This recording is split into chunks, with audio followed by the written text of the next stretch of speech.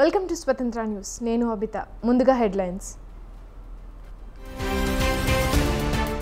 పిన్నెల కోసం కొనసాగుతున్న గాలింపు, అనుచరులు బంధువులపై నిఘా.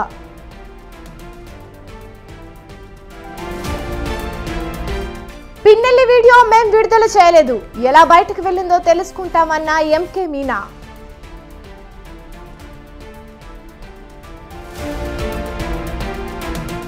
ధాన్యం కొనుగోలు విషయంలో కాంగ్రెస్ విఫలం, తడిసిన వడ్లను వెంటనే కొనుగోలు చేయాలన్న హరీష్ రావు.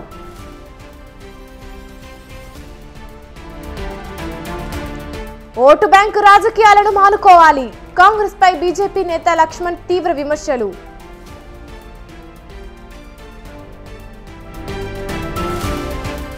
బెంగళూరు రేవ్ పార్టీ దర్యాప్తులో సంచలన విషయాలు, 86 మంది డ్రగ్స్ తీసుకున్నట్లు తేలిందన్న పోలీసులు.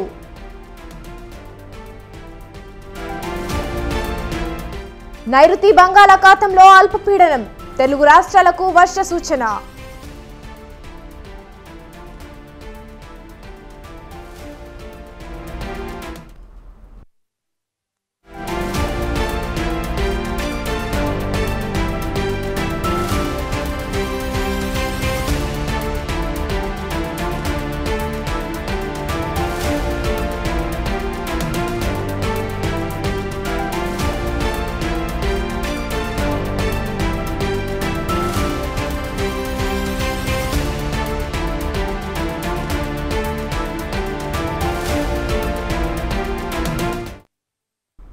గుడివాడ వైసీపీ ఎమ్మెల్యే కొడాలి నాని అస్వస్థకు గురయ్యారు.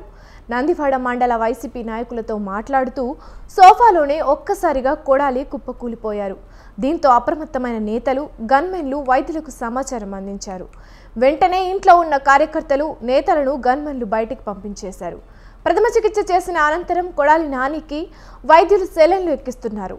నాని అతిగా ఆలోచించడంతో ఆరోగ్య సమస్యలు తలెత్తాయని, తగు జాగ్రత్తలు తీసుకోవాలని కుటుంబ సభ్యులు తెలిపారు.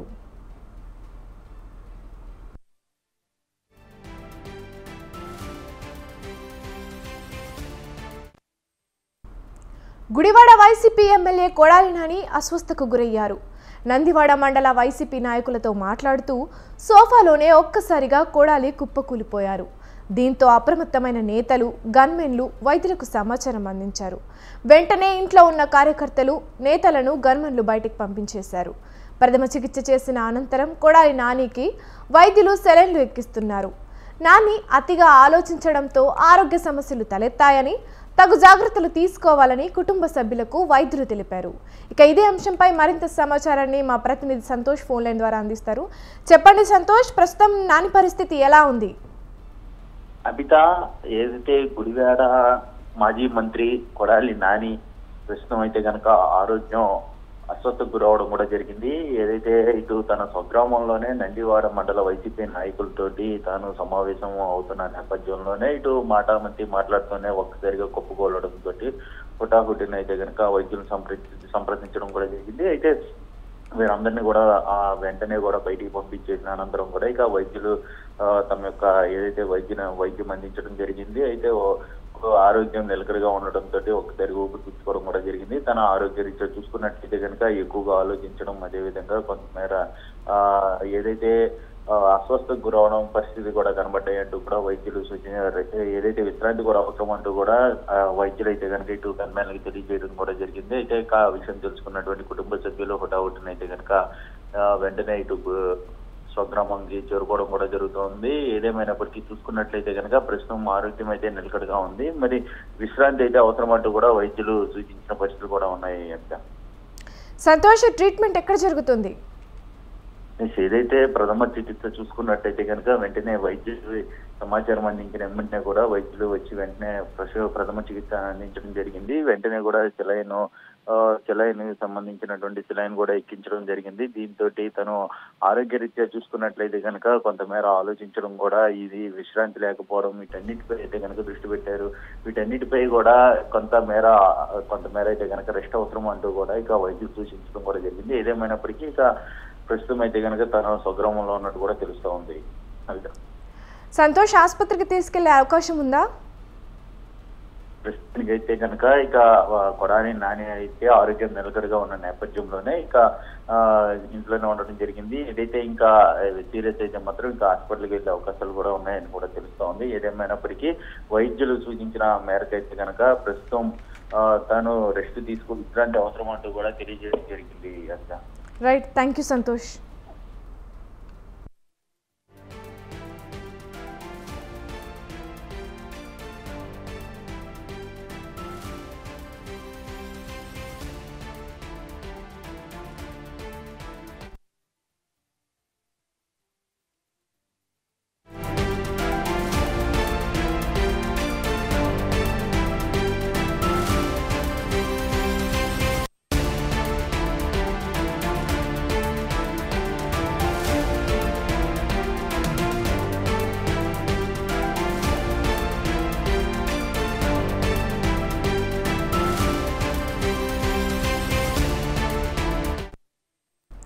మాచర్ల ఎమ్మెల్యే పిన్నెల్లి రామకృష్ణారెడ్డి ఈవీఎం ధ్వంసం చేసిన ఘటనలో విధుల్లో ఉన్న పీఓ ఏపీఓలను సస్పెండ్ చేయాలని ఆదేశాలు ఇచ్చామని ఏపీ ఎన్నికల ప్రధాన అధికారి ముఖేష్ కుమార్ మీనా చెప్పారు. ఘటనపై సమాచారం ఇవ్వనందుకు ఈ చర్యలు తీసుకున్నామన్నారు. పిన్నెల్లిని అరెస్టు చేసేందుకు హైదరాబాద్లో అడిషనల్ ఎస్పీ, డీఎస్పీ, 4 సీఐలతో బృందాలు పనిచేస్తున్నాయన్నారు. పాల్వాయి పోలింగ్ స్టేషన్లో ఎమ్మెల్యే పిన్నెల్లి రామకృష్ణారెడ్డి ఈవీఎం ధ్వంసం చేసిన విజువల్స్ ఎన్నికల కమిషన్ నుంచి బయటకు వెళ్లలేదన్నారు. పోలీస్ దర్యాప్తుల్లో వీడియో ఎక్కడ, ఎవరి నుంచి బయటకు వెళ్లిందో తెలుస్తుందన్నారు. కాగా పిన్నెల్లి ముందస్తు బెయిల్ కోసం హైకోర్టును ఆశ్రయించారు. కాసేపట్లో ముందస్తు బెయిల్ పిటిషన్పై న్యాయస్థానం విచారణ జరపనుంది.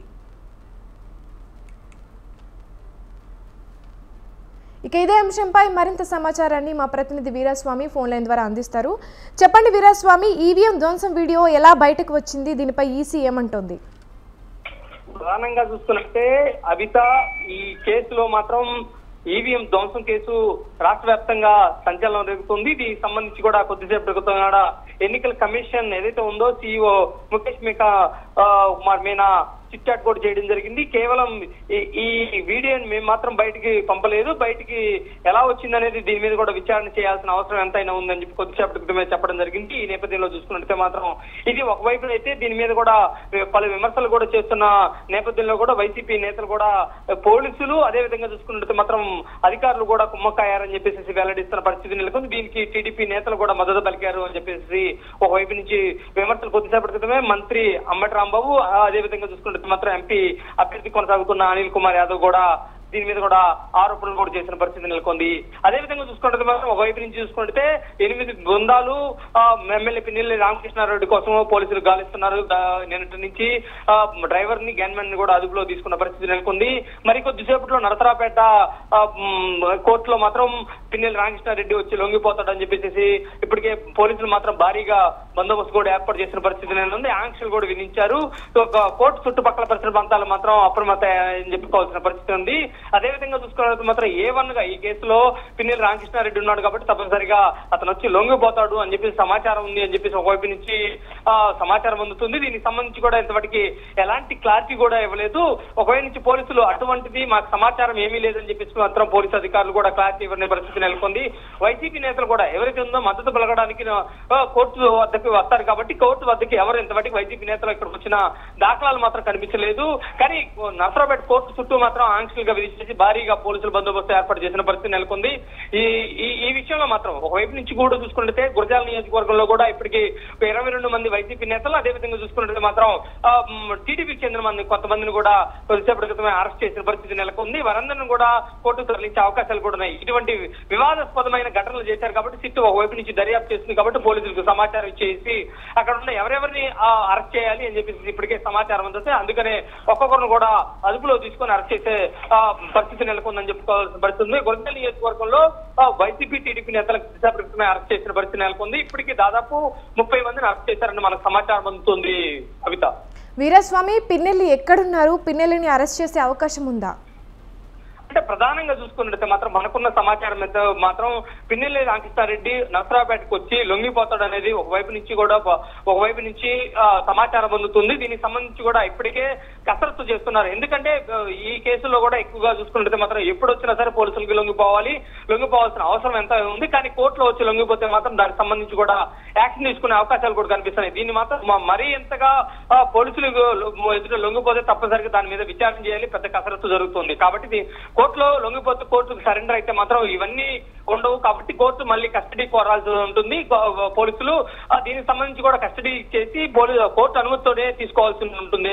కాబట్టి వీటన్నింటినీ చూసుకున్నట్లయితే మాత్రం కోర్టులోకి వచ్చి లొంగిపోతాడని చెప్పి సమాచారం ఉంది. కానీ మనకున్న సమాచారం మాత్రం ఇప్పటికి మాత్రం పిన్నెల్లి రామకృష్ణారెడ్డి మాత్రం ఇక్కడికి దాదాపు చూసుకున్నట్టు మాత్రం తెలంగాణ ఎస్పీ సంగారెడ్డికి సంబంధించిన రూపేష్ కూడా చెప్పడం జరిగింది. తెలంగాణకు సంబంధించి మాకు వచ్చి ఏపీ పోలీసులు సహకారం అడిగారు, కానీ సహకారం ఇచ్చాం. కానీ తెలంగాణలో మాత్రం పిన్నెల్లి రామకృష్ణారెడ్డి లేడు. సంగారెడ్డిలో మాత్రం ఇప్పుడు వాటికి జల్లెడ పెట్టినా కానీ ఇక్కడ ఉన్న లొకేషన్ టవర్ లొకేషన్ పరిస్థితి కూడా రూపేష్ చెప్పిన పరిస్థితి నెలకొంది. దీనికి సంబంధించి కూడా కొంతమంది కూడా ఏదైతే ఉందో పిన్నెల్లి రామకృష్ణారెడ్డికి కాంగ్రెస్ నేతలతో సత్సంబంధాలు ఉన్నాయి కాబట్టి తమిళనాడుకి వెళ్ళాడని చెప్పేసి కొంతమంది కూడా వెల్లడిస్తున్న పరిస్థితి నెలకొంది.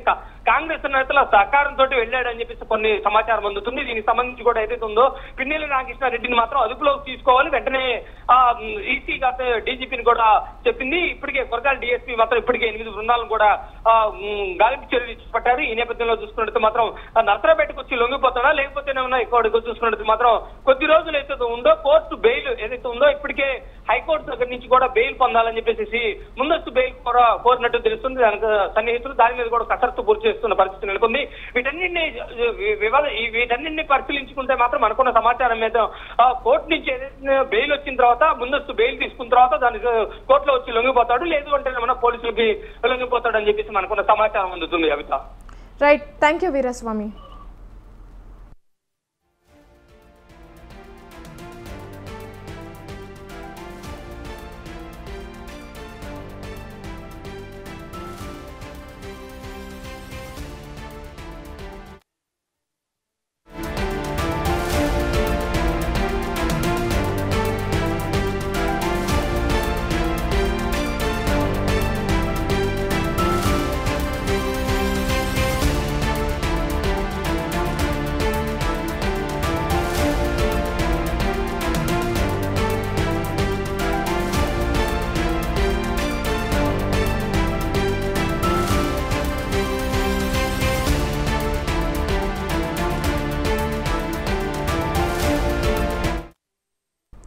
మహిళా పారిశుద్ధ్య కార్మికురాలిని లైంగికంగా వేధిస్తున్న వీడియోలు బయటపడడంతో అధికారులు కఠిన చర్యలు తీసుకున్నారు.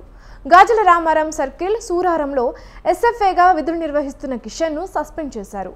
తన కింద పనిచేస్తున్న ఓ మహిళా కార్మికురాలను గత కొన్ని రోజులుగా లైంగికంగా వేధిస్తున్నాడు కిషన్.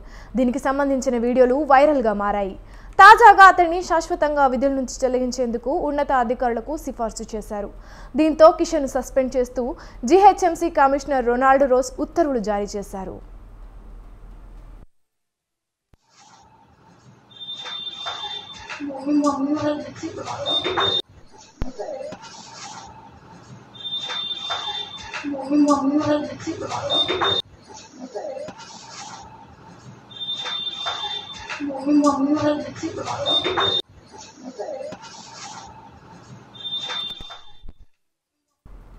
బెంగళూరు రేవ్ పార్టీ కేసులో కీలక పరిణామం చోటు చేసుకుంది. ఈ కేసులో నటి హేమ అడ్డంగా దొరికిపోయింది.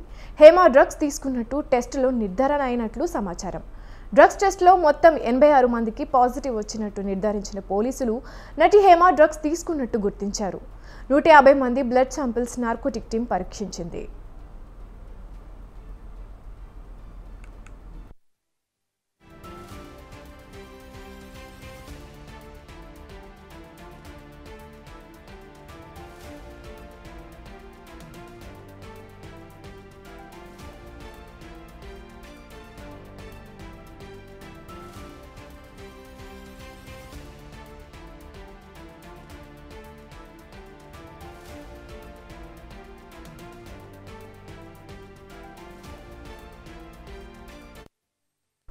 పరీక్షించిన డ్రగ్స్ టెస్టులో 86 మందికి పాజిటివ్ వచ్చింది. 57 మంది పురుషులు, 27 మంది మహిళల రక్త నమూనాల్లో డ్రగ్స్ ఆనవాళ్లను గుర్తించారు.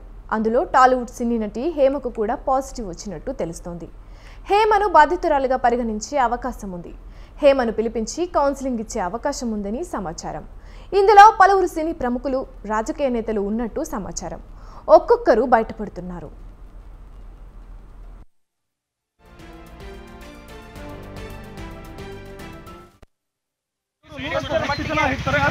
ಕೆಲವೊಂದಷ್ಟು ಮಂದಿ ಎಸ್ಕೇಪ್ ಆಗಿರುವಂತದ್ದು ಅವರ ಬಗ್ಗೆ ಮಾಹಿತಿ ಕೇಳಾಕುವಂತ ಕೆಲಸವನ್ನು ಕೂಡ ಅಧಿಕಾರಿಗಳು ಮಾಡ್ತಿದ್ದಾರೆ. ನೋಡ್ತಾ ಇರಬಹುದು ಈಗ ವಿಜುವಲ್ಸ್ ನಲ್ಲಿ. రేవ్ పార్టీలో పాల్గొన్న తెలుగు వారందరికీ పాజిటివ్ వచ్చింది. నటి హేమతో పాటు వాసు, చిరంజీవికి కూడా పాజిటివ్ వచ్చింది. హేమ తన పేరును కృష్ణవేణిగా మార్చుకొని రేవ్ పార్టీకి హాజరైనట్టు తెలుస్తోంది. వీరందరికీ సీసీబీ నోటీసులు ఇవ్వనుంది.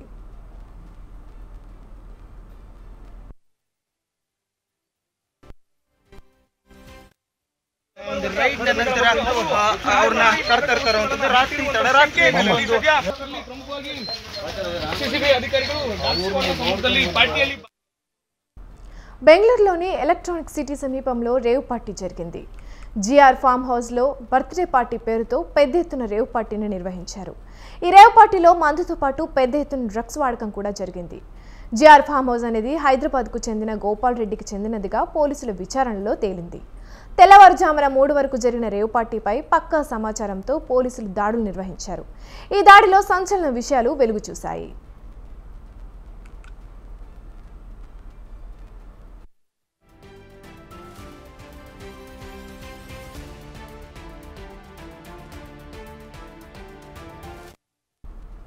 రేవ్ పార్టీలో పోలీసులకు డ్రగ్స్, కొకైన్ లభ్యమయ్యాయి. దీనిలో ముఖ్యంగా తెలుగు రాష్ట్రాలకు చెందిన వారే అధికంగా ఉన్నట్లు బెంగళూరు పోలీసులు గుర్తించారు. బెంగళూరు రేవ్ పార్టీ సినీ ఇండస్ట్రీనే కాదు, తెలుగు రాష్ట్రాలను కుదిపేస్తోంది. రేవ్ పార్టీ ఘటనపై పోలీసులు దర్యాప్తు కొనసాగుతున్న కొద్దీ కొత్త విషయాలు వెలుగులోకి వస్తున్నాయి. బెంగళూరు రేవ్ పార్టీలో డ్రగ్స్ దొరకడంతో సెక్స్ రాకెట్ కూడా నిర్వహించి ఉంటారని పోలీసులు అనుమానిస్తున్నారు. సెక్స్ రాకెట్ కోణంలో పోలీసులు దర్యాప్తు చేస్తున్నారు.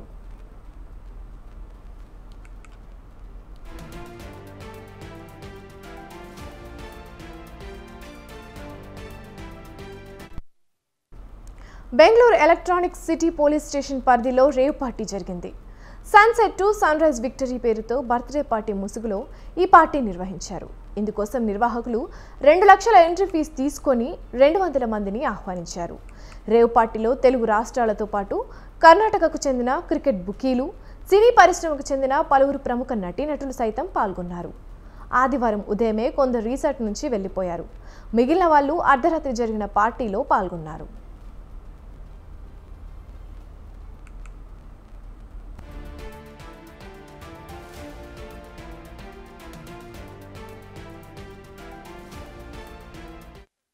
మరోవైపు దొరికిన 100 మందిలో 30 మంది యువతులే ఉన్నారు. నిర్వాహకులే వాళ్ల కోసం టికెట్లు వేసి విమానాల్లో రప్పించినట్లు తెలుస్తోంది. దీంతో రేవ్ పార్టీలో వ్యభిచార దందా నిర్వహించి ఉంటారని, నిర్వాహకులు కూడా సెక్స్ రాకెట్ నడుపుతున్నట్లు పోలీసు బలగాలు అనుమానిస్తున్నాయి. ఈ క్రమంలోనే పార్టీ నిర్వాహకుల నేర చరిత్రపై కూపీలాగుతున్నారు. డ్రగ్స్ దొరకడం, డబ్బును విపరీతంగా ఖర్చు చేసి ఈ రేవ్ పార్టీ నిర్వహించడంతో పోలీసులు పలు కోణంలోనూ దర్యాప్తు చేస్తున్నారు. రేవ్ పార్టీ ఘటనలో ఇప్పటికే 5గురిని పోలీసులు అరెస్టు చేశారు. పార్టీలో ఎన్డీఎంఏ, కొకైన్, హైడ్రోగంజా, ఇతర మాదక ద్రవ్యాలను వినియోగించారు. దాంతో పార్టీకి హాజరైన వారి నుండి రక్త నమూనాలు సేకరించారు. బ్లడ్ రిపోర్ట్స్ వచ్చే అవకాశం ఉందని పోలీసులు భావిస్తున్నారు. డ్రగ్స్ తీసుకున్నారనే అనుమానాల మధ్య పార్టీకి హాజరైన వాళ్ళ నుంచి శాంపిల్స్ని సేకరించారు పోలీసులు. వీటి ఫలితాలు ఇవాళ సాయంత్రం కల్లా వచ్చే అవకాశం ఉంది. ఈ కేసును ఎలక్ట్రానిక్స్ పోలీస్ స్టేషన్ నుండి సెంట్రల్ క్రైమ్ బ్రాంచ్ నుండి నార్కోటిక్ విభాగానికి బదిలీ చేశారు.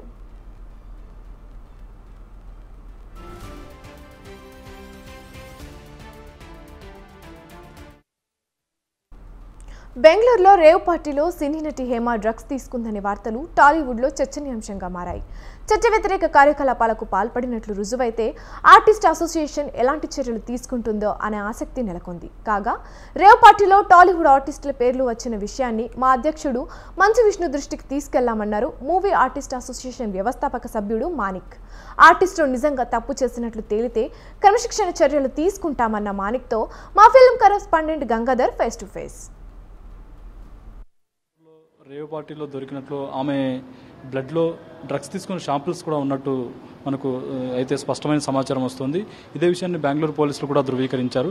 ఈ నేపథ్యంలో ఒక ఆర్టిస్ట్ డ్రగ్స్ తీసుకుని ఇలాంటి చట్ట వ్యతిరేక పనులకు పాల్పడితే ఎలాంటి చర్యలు తీసుకుంటారు ఏంటి అనే విషయాలు తెలుసుకోవడానికి మనం ఇప్పుడు మా నటీనటుల సంఘానికి వచ్చాం.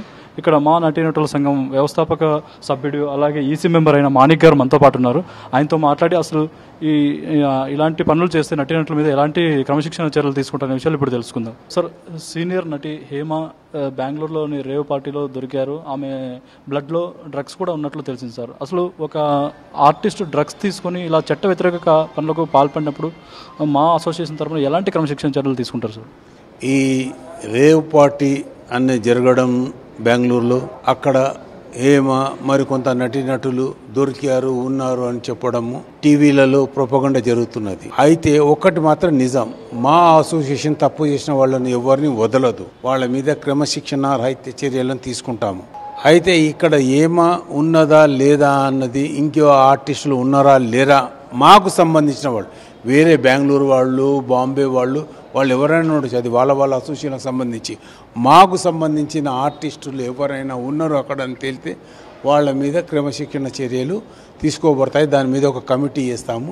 పెద్ద వాళ్ళందరూ హీరోలు అంటే సీనియర్స్, దీన్ని సరిగ్గా నడపాలన్న ఉద్దేశం ఉన్న ప్రతి ఒక్కరు, ఫర్ ఎగ్జాంపుల్ శివకృష్ణ గారు, జయప్రద గారు, జయసుధ గారు, నరేష్ గారు, అలా చాలామంది ఉన్నారు. వీళ్ళందరితో ఒక కమిటీ ఉన్నది. ఎవరైనా తప్పు చేస్తే వాళ్ళని ఏ విధంగా మనం అడిగి వాళ్ళకు ఒక సోకాస్ నోటీస్ పంపిస్తాం. ఫస్ట్ పంపించి దాంట్లో వాళ్ళ నిజాలు చెప్పమని, వాళ్ళ దాని మీద ఎక్స్ప్లెనేషన్ ఏంటో చెప్పమని అడుగుతాము. వాళ్ళు చెప్పిన దాన్ని బట్టి ఉంటుంది. ఒకవేళ వాళ్ళు తప్పు చెప్తే వాళ్ళకు కరెక్ట్ అయిన శిక్ష ఉంటుంది. అయితే ఇప్పుడు మనకు వచ్చింది ఏంటంటే మన రేవు పార్టీలో హేమ గారు ఉన్నారు అని మొన్న నుంచి ప్రొపగండా అవుతుంది. నేను 2-3 టీవీలలో నిజ నిర్ధారణ కాని వరకు మేము ఏం మాట్లాడలేమని చెప్పాను. ఇప్పుడు కూడా చెప్తున్నాను, అది ఎఫ్ఐఆర్లో ఏముండి ఆమెను ఏ విధంగా వాళ్ళు అడ్జేస్తారో చూసుకొని దాని మీద మా ప్రెసిడెంట్ విష్ణుబాబు ఇంకా పెద్దలు ఉన్నారు, వాళ్ళు ఒక మీటింగ్ పెట్టి మా ఈసీ మా కమిటీ మెంబర్ 26 మంది ఉన్నాము కమిటీ మెంబరు, ఇంకా ఇలాంటి వాటిని డిసిప్లిన్ యాక్షన్ కమిటీ ఒకటి ఉన్నది, దాన్ని చేసుకొని మేము ఫ్యూచర్లో ఆమెకు నిజంగా ఇలాంటి తప్పులు చేస్తే ఆమెకి ఏ శిక్ష చేయాలన్నది వాళ్ళందరూ నిర్ధారణ చేస్తారు. ఇప్పుడు డ్రగ్స్ తీసుకున్నారు, పోలీసులో తేలింది డ్రగ్స్ తీసుకున్నారు అన్నారు. అలాంటి విషయాల్లో మేము రాము. పేకాట ఆడడము, సంఘ వ్యతిరేకమైన చర్యలకు పాల్పడే ఆర్టిస్టులకు మేము సపోర్ట్ చేయము.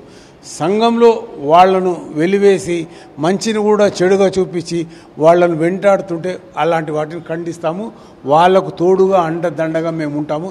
రాత్రి 12 గంటలకు కూడా ఫోన్ చేసి అన్నా మాకు ఈ కష్టం ఉందంటే మేము ఉన్నాము తమ్ముడు అని ముందుకు వెళ్ళి వాళ్ళని ఆదుకునే అంతటి వ్యక్తులము మా అసోసియేషన్ సభ్యులము. ఈ కృష్ణవేణి అనే పేరు ఇచ్చినట్టు ఆమె తెలుసు. అంటే హేమ గారి ఒరిజినల్ పేరు కృష్ణవేణా లేక ఏంటి సార్? మీ రికార్డ్స్లో ఏముంది? మా రికార్డులలో ఆమె పేరు హేమ అనే ఉన్నది. వేరే ఎక్కడ కృష్ణవేణి అలాంటివి ఏమీ లేవు. ఇది పోలీసులే కానీ ఇంకెవరే కానీ ఏ పేరు చెప్తే మేము దాన్ని సమ్మతించము.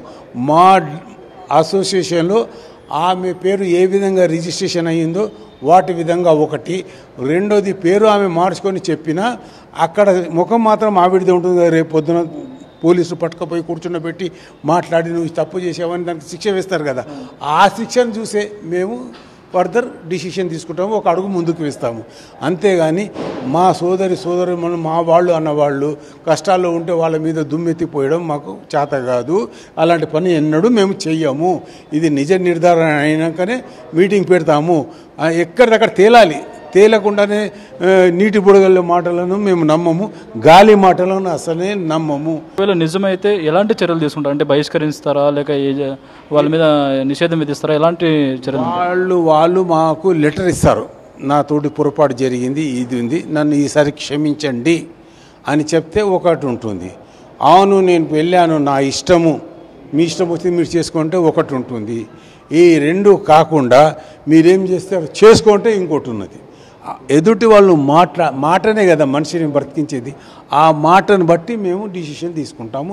ఆ రాసిస్తుంది కదా, దాన్ని బట్టి డిసిషన్ తీసుకుంటాము. అది తప్పు చేసినప్పుడు అయితే డెఫినెట్గా తప్పు చేసిందని తేలితే నేను అడ్డం వచ్చి నన్ను పక్క జరిపి కమిటీ పెద్దలు మోహన్ బాబు గారు ఉన్నారు, చిరంజీవి గారు ఉన్నారు, నాగార్జున, బాలకృష్ణ వీళ్ళు ఉన్నారు, వాళ్ళందరూ వెంకటేష్ బాబు ఉన్నారు, వీళ్ళందరూ ఇండస్ట్రీకి 5 కొమ్మలు.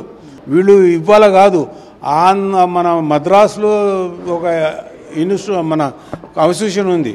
ఆ అసోసియేషన్ అప్పటి నుంచి పెద్ద పెద్ద వాళ్ళతో డిసిషన్ తీసుకుని మురళీమోహన్ గారు ఈ మా స్థాపించబడడానికి ముఖ్య కారకుడు ఆయన ముఖ్యంగా మెయిన్ ఆయనకే ఫస్ట్ మార్కులు ఆయన ఉన్నాడు. ఆయన వీళ్ళు మాట్లాడు, వీళ్ళు 5 హీరోలు ఆయన కూడా ఉన్నాడు, కాబట్టి వీళ్ళు డిసిషన్ తీసుకుంటారు.